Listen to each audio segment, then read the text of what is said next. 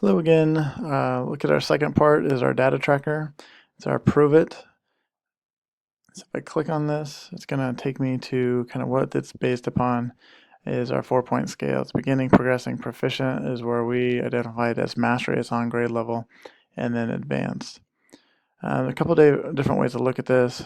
At your school site, it's going to be on the publish view. So this is kind of what you would see or your administrator would see on everybody else's. Nobody else can actually change this. I can't click on it and change anything, but this is just giving me the publish view. But if I click on the Google Doc view, what that's going to allow me to do as a teacher is to input my students' names, my essential learnings, and see how they're doing. All I have to do is go into student name, fill out my roster.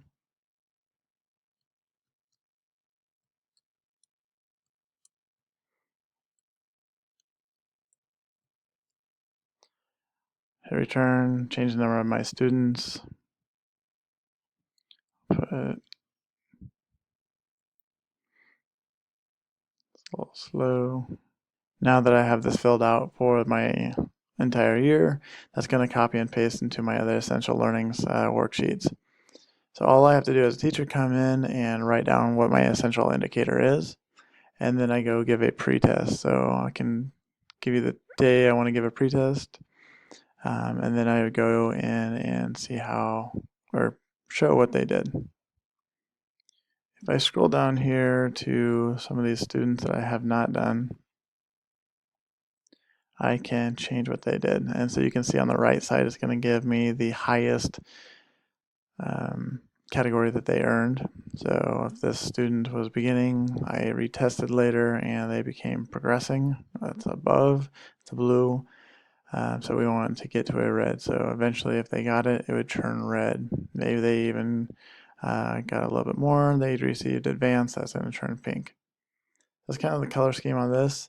So as a teacher, I can scroll down and see how many students are in those categories if I want to differentiate or run copies, do whatever I need to do for those students.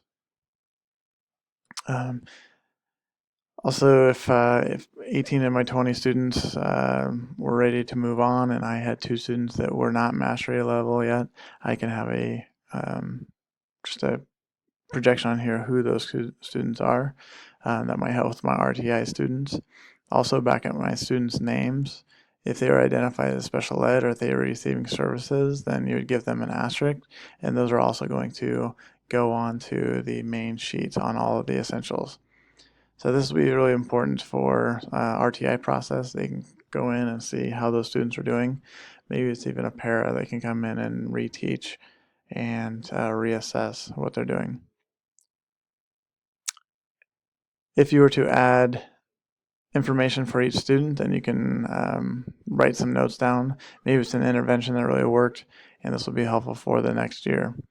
So as a 5th grade teacher, eventually I could go in and see my 4th grade, as my students as 4th graders, as 3rd graders, see how they did on their essential learnings from a historical viewpoint.